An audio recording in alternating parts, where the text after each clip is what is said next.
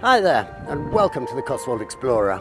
I'm Robin Shupra, and today is the beginning of our great summer challenge.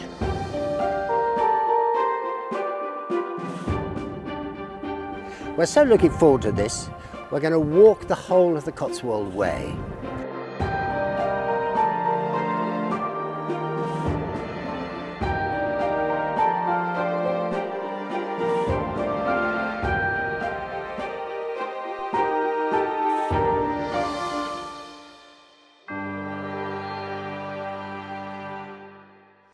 Hi there, and welcome to the second instalment of the Cotswold Explorer walking the Cotswold Way in aid of sepsis research.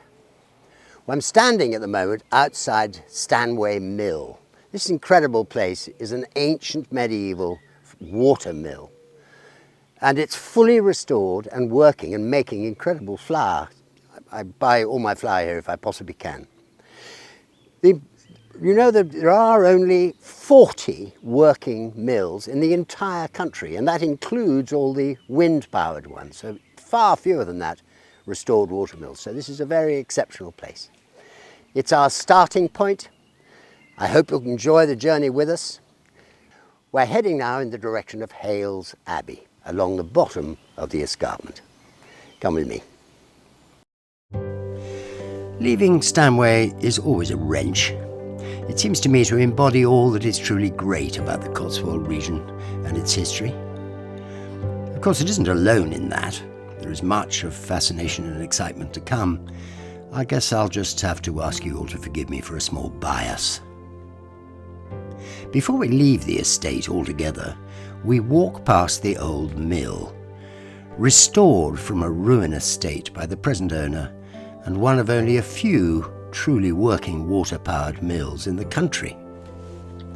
Lord Weems is amusing when he describes how they emptied the mill pond of detritus, including old beds and bicycles. In 1291, the Abbey of Tewkesbury was recorded as owning 3 corn mills and 1 fulling mill in the parish of Stanway, all powered by the stream rising in Lidcombe Wood. The third watermill in Church Stanway village is very much alive and kicking. This mill was originally a fulling mill. Fulling was the process of beating and scouring with fuller's earth cloth that had been woven from the local sheep wool. When the cloth industry died out towards the end of the 17th century, this mill was converted to grind corn. In the mid-19th century, a new 24-foot diameter cast iron water wheel, made in Tewkesbury by James Savery, was installed, and then the mill became the estate sawmill, processing timber from the surrounding area. A large circular saw, powered by an underground drive taken from the water wheel, was positioned outside the mill under a veranda. In 1913, a generator was added so that the water wheel could provide electric power to Church Stanway village. The watermill fell into disuse in the 1950s. All the machinery, except the water wheel, was ripped out. The pond was filled in and the building was modified to accommodate a number of craft workshops.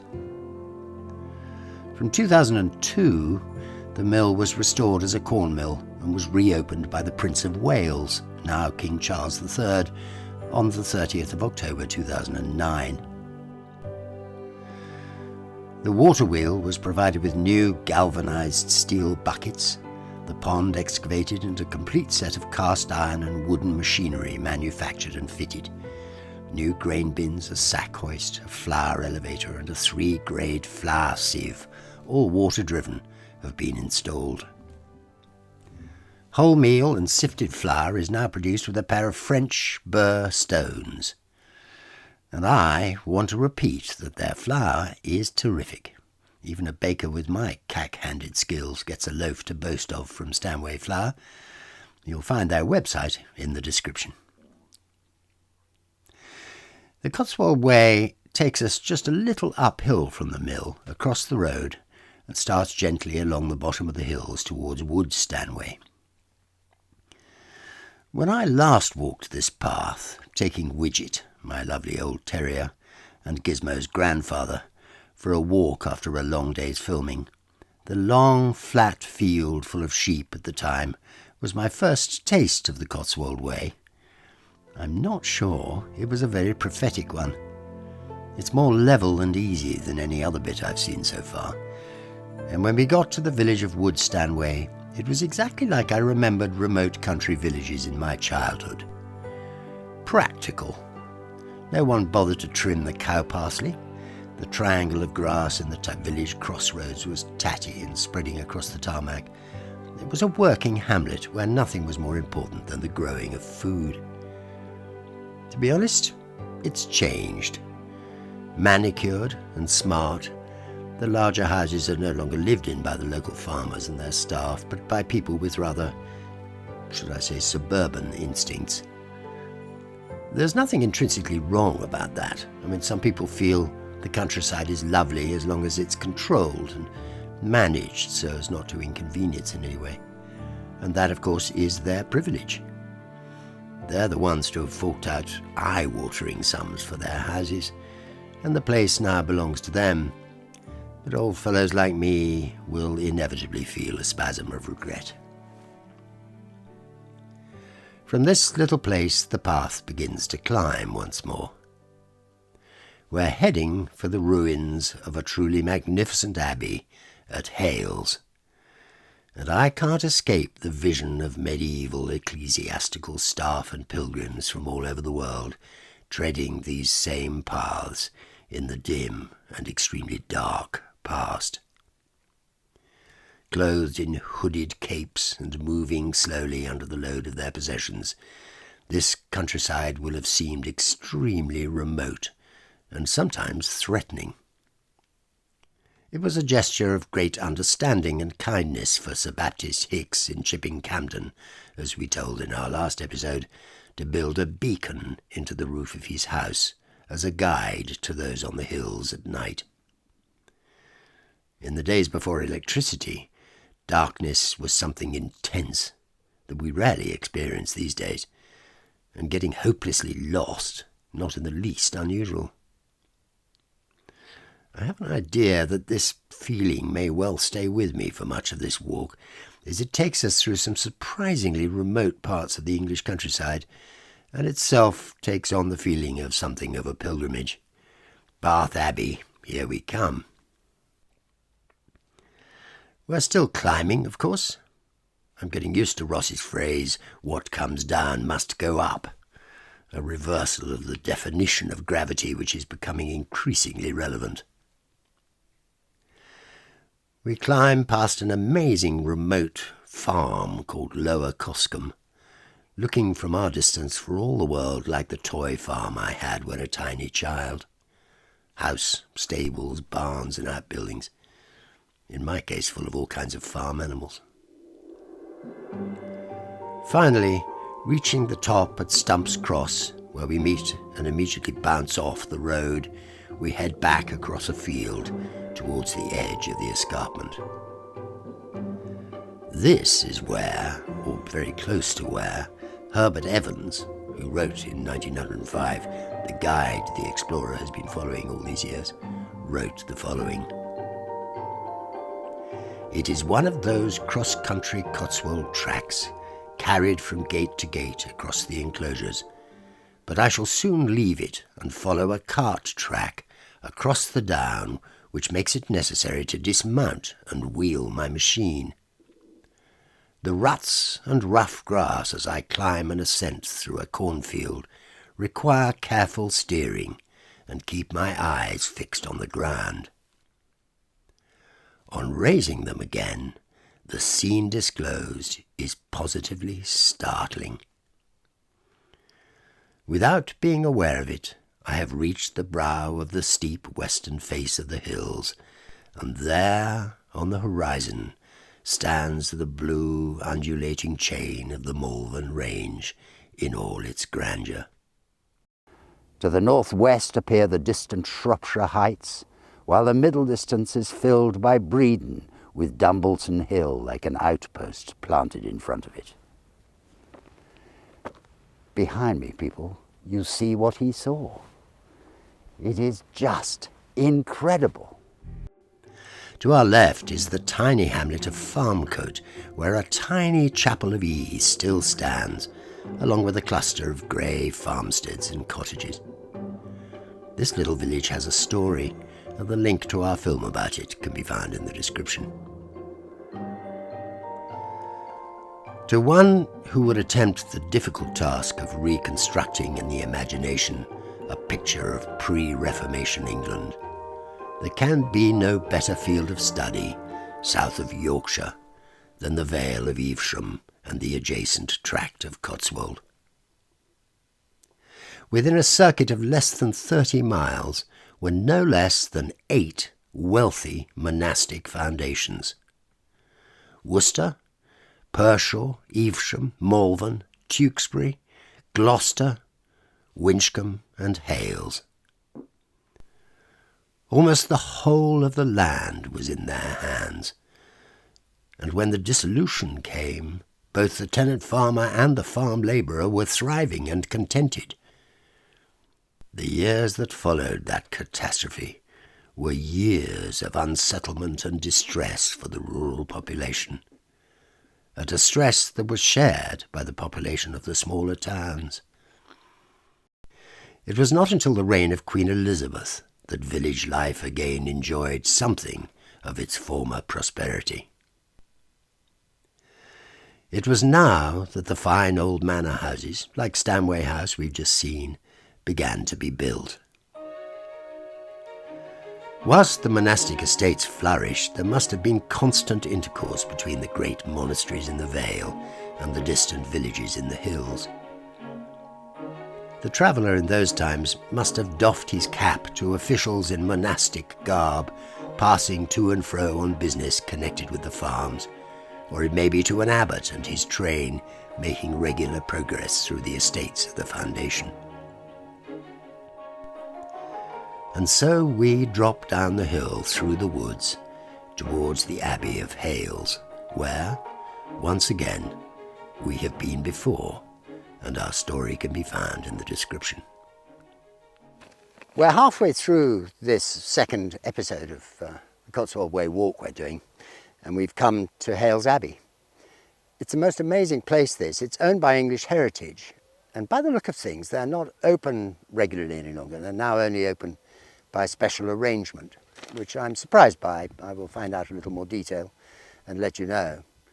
But it reminded me of a wonderful passage from the guidebook we have been using all these years, written by Herbert Evans at the beginning of the 20th century. And the bit he writes about the business of Hailes Abbey is so beautifully written and dramatic, I thought I'd share it with you. He describes the fact that there were several great monasteries in this part of the world, and then he says, of these monasteries, the limits of this volume allow us to visit only 2, Winchcombe and Hailes, and this one behind me is Hailes. And of these, Winchcombe has entirely, Hailes all but entirely, disappeared. Descending from Farmcote through the wood, which we've just done, as you know, we find ourselves in a green coombe shut in by hill on all sides, except the north. On our right is the parish church, in the meadow on our left a square plot enclosed by 4 ruined walls. This is the cloister garth of the once famous Cistercian monastery of Hailes. Nothing else remains. The splendid church, the conventual buildings, the approaches, the gatehouse, the precinct walls, all have gone. There is nothing above ground but these ruined walls to tell you of the vast edifice of which they once formed so small a part. A few years would suffice for the destruction of all that for 3 centuries had been the object of veneration. Neither here nor at Winchcombe, 2 miles away, was it any outburst of popular fanaticism or any violent manifestation of popular hostility that overthrew the shrines and pulled down the walls of these two magnificent churches? The demolition was deliberate and systematic. It was a mere matter of business proceeding upon a cool calculation of profit and loss. That these buildings were landmarks in the history of the national church, that they were the supreme efforts of constructive art, was quite beside the question. It was enough that on utilitarian grounds they stood condemned. Neither of them was needed, either for a cathedral, as at Gloucester, or for a parish church, as at Tewkesbury. Why then should they any longer cumber the ground? It's a frightening, slightly shivery description of what it's like when iconoclasm takes hold. It was a dreadful time. I've looked up what's happened to the English Heritage Organisation. Their website says, at 22 of our smaller sites, Hailes is obviously one of those, we want to find different ways of sharing them with our visitors. And this is because our usual way of opening isn't necessarily suitable or sustainable at these sites. And, for instance, offering special guided tours, temporary exhibitions, or partnering up with the local communities for special events will provide a richer experience than what we currently offer. I think what that means is that there aren't enough visitors to Hailes Abbey to justify the cost of a member of staff to let them in and out. It does slightly beg the question whether locking its doors and allowing no one in is the answer. We'll watch this space, but how low can this mighty place fall? Heading off across the field opposite the church, we're aiming for Winchcombe. After being so very careful where I trod over the rough and steep miles from Camden, I took my eye off the ball on a short stretch of road at the edge of the village and turned my ankle in a pothole. Knowing how slowly I mend these days, I suspect this means I'll be walking most of the Cotswold Way with a sprained ankle. Hey-ho. The path between the two ancient sites of Hailes and Winchcombe has been known by many for centuries as the Pilgrim's Way. It brings you to the bottom of the village, crossing the bridge over the River Isbourne, and straight up the high street of this historic town. I call it an historic town.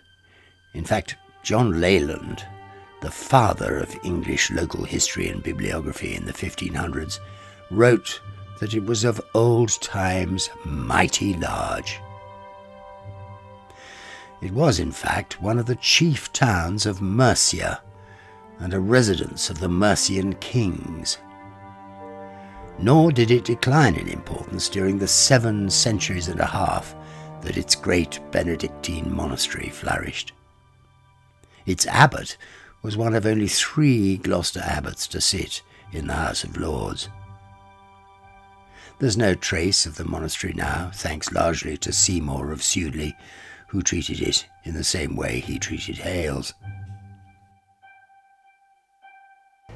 We've come across the plain from Hailes Abbey into what is, I think, one of my very favourite Cotswold towns of Winchcombe. Quite often I'm asked where, if I would move to, if anywhere, in the Cotswolds, and Winchcombe always is very high on the list. It's one of the most beautiful places. And we've walked up the high street from the river in exactly the way that the pilgrims between Hailes and Winchcombe Abbeys would have walked. And it's rather touching. The town is quiet. It's Monday morning. I must admit I'm quite surprised to find so few people.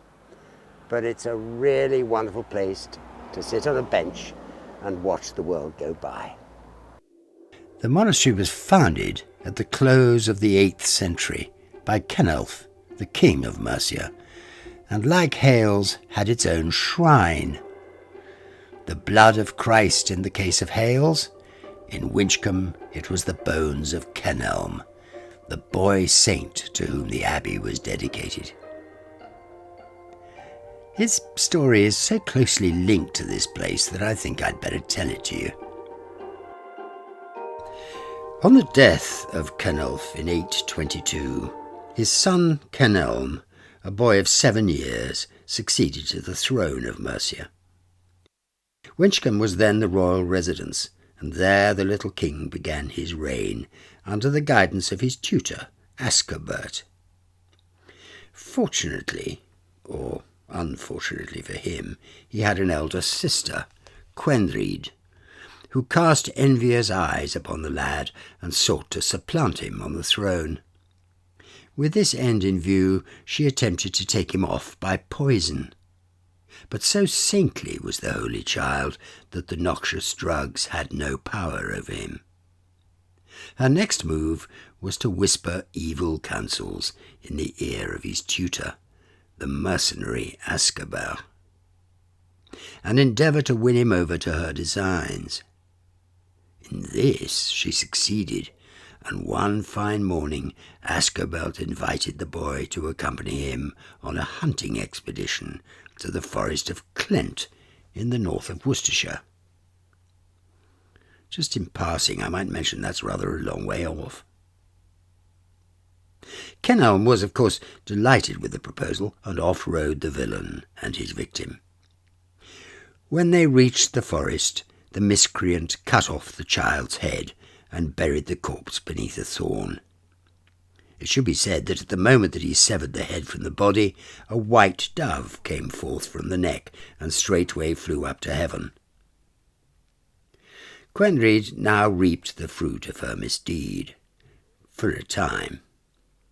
But it so happened that a year or two later, as the Pope was celebrating Mass at the high altar of St. Peter's in Rome, a dove flew into the building and dropped a slip of parchment upon the altar. His Holiness, observing a certain writing upon the parchment, attempted to read it, but without success, a thing which was not wonderful, seeing that the language was English, then an unknown tongue in the Holy City. At last an Englishman was found who could read and interpret the writing, which ran thus: "In Clent in Caubach, Kenelm king's child lieth under a thorn, his head taken from him." Thereupon the Pope lost no time in sending these strange tidings to the Archbishop of Canterbury, and orders came down to Winchcombe that a search should be made for the murdered child's body. Accordingly, a party of monks set off for Clent and arrived at the Caubach, where a white cow, herself long a devotee of the saint, guided them to the thorn. Here they found the body. The return journey was managed without adventure till they reached a point high up on the hillside over against Winchcombe town, and some 2 miles distance therefrom. Here the good monks found themselves overcome with thirst, and offered up prayers that for the love of St. Kenelm some refreshing drink might be granted to them. Immediately a miraculous spring gushed forth from the hillside, a spring which was long famous for its wonderful healing properties. The spring was covered with a well house, which may be seen even to this day.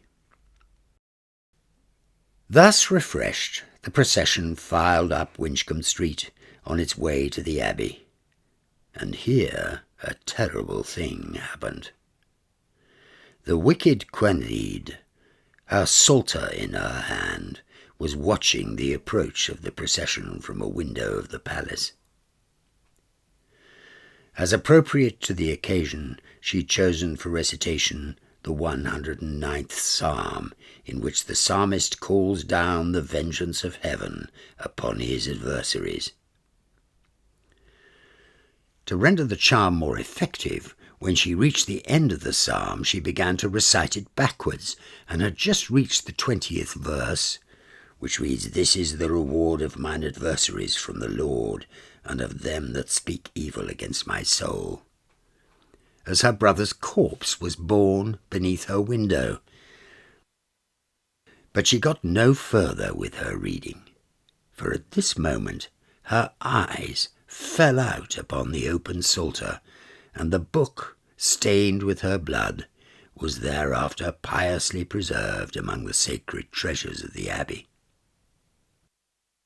That, ladies and gentlemen, is just a taste of the slightly more gruesome subscription channel we now have on the Patreon platform, where we put up ghost stories, gruesome tales, and all our other Cotswold Explorer films without advertisements. And all for a tiny £4.50 a month. Do subscribe. It's a blast. And so we turn left down the lane towards Sudeley Castle, a fantastic place which is the only private house with a royal burial in its grounds, that of Catherine Parr, the last and only wife to survive Henry VIII. For anyone walking this trail, a visit to Sudeley, even to look at it from the outside, is worthwhile. One day we will hopefully make a film all about this extraordinary place. For now, however, we stick to the trail, turn right and head, with some trepidation, towards the escarpment, at the top of which lies Belas Knap, one of the best preserved prehistorical burial chambers in the country. After a short, level walk across extremely well-kept farm tracks, we start the climb, which I've been warned, not least by Ross, who's done this before, will test my stamina, and possibly tell me if I've bitten off more than I can chew, deciding to make this trek. Just introducing a little jeopardy into this wonderful time we're having walking the Cotswold Way. I turned my ankle a couple of miles back. It's so typical of an old man like me. So I've added to Ross's problems because now I'm having trouble keeping up with him. Right now, we're just outside Winchcombe, looking back towards Sudeley Castle and preparing ourselves to climb the tallest bit in the whole of the Cotswolds. It's up to Belas Knap. Come with us. I made it okay. In fact, in a vaguely masochistic way, I really enjoyed it. Remembering Mike Reed's advice to take time to enjoy myself, I made sure to turn around and look behind me as I climbed, and I strongly suggest you do this yourselves, however well you're sprinting up this hill. The views that reveal themselves as you climb are astonishing. When you reach the first tree line, it's worth stopping for a moment and look at Sudeley Castle's place in the landscape. How extraordinarily well it hides itself from view from many angles, except this one, and to imagine what it must have looked like to the medieval people from whom it was built to protect its residents. A daunting prospect for any marauding army. In the end, of course, not daunting enough, but that's a tale for another time. Cross the road and walk up through this barrier of trees, and you find yourself at the edge of a field, around the edges of which it is important you walk. Many of the lazier visitors take a shortcut across this farmer's field, but it really is important for us all to remember that this land isn't a playground, and when farmers ask you to do something, it's usually for a very good reason. Up to the top, through the cap of trees so often found on the peaks of chalk, or in this case limestone hills, and you find Belas Knap. This barrow, built over 5,500 years ago by prehistoric people, just like us but older, as Monty Python might have said, contained the remains of 38 people. They died, according to radiocarbon dating, between 3,700 and 3,600 years before Christ. On this edge of the escarpment of the Cotswolds, on almost every spur that reaches out into the vales beyond, on the top there is, on almost every single one of them, some kind of prehistoric building or fort. And on the whole, in the Cotswold Explorer, we've commented on them but ignored them. This one is just a little bit different. It's called Belas Knap. We're just outside Winchcombe, just above Sudeley Castle.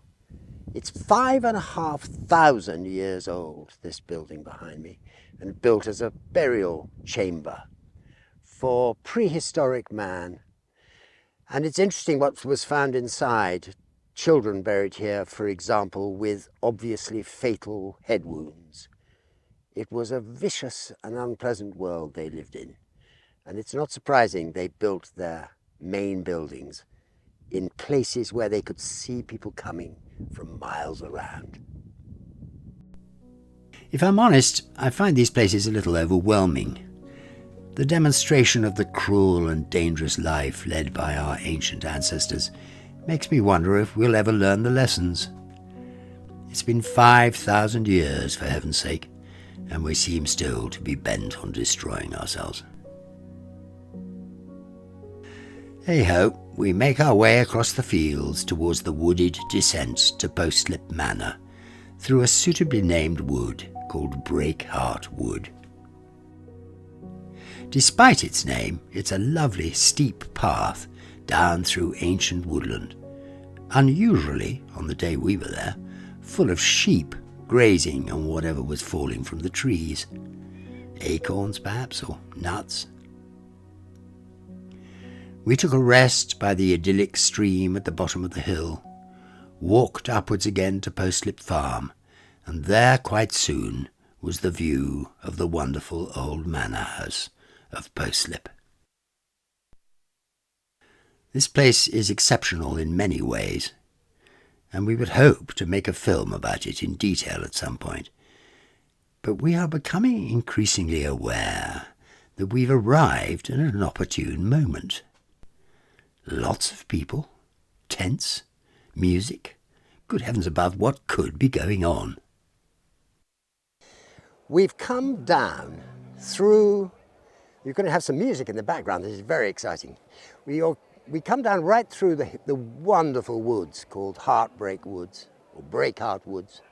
And we've arrived at Postlip Hall to discover that today is the Cotswold Beer Festival being held on this estate in front of this house right now. They've been unbelievably kind to us because we don't have tickets or anything, but they've allowed us in.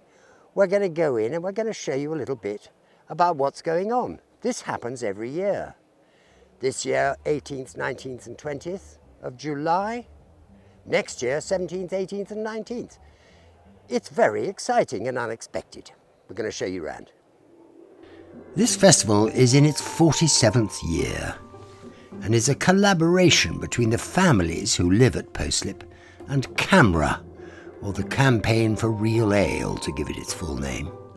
I've always loved CAMRA. They're a fantastically enthusiastic and tough pressure group on a subject that is close to the heart of any true believer in quality, taste, tradition and small business. Allied with the incredible people who keep one of the most wonderful houses in the country alive and lived in, they make a formidable team. We will talk in a little more detail about this wonderful house in the next episode that, you will be surprised to hear, starts from here.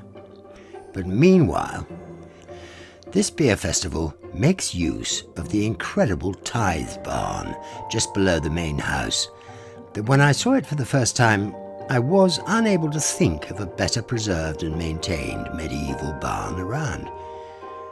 I suppose I have to admit that on further thought there are a few that compete, but really the people who are responsible for this building have done a brilliant job.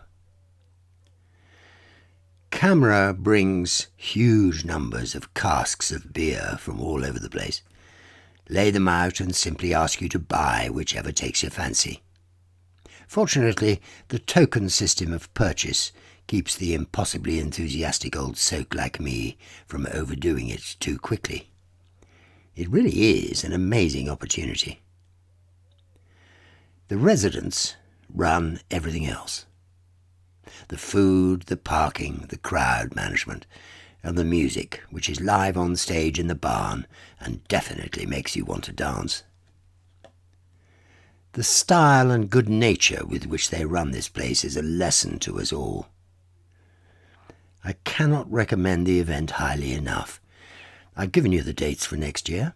Put them in your diary. The charming resident who, entirely unsolicited, gave Ross and me a lift to the end of the kilometre-long drive to our transport, told us a little about the place.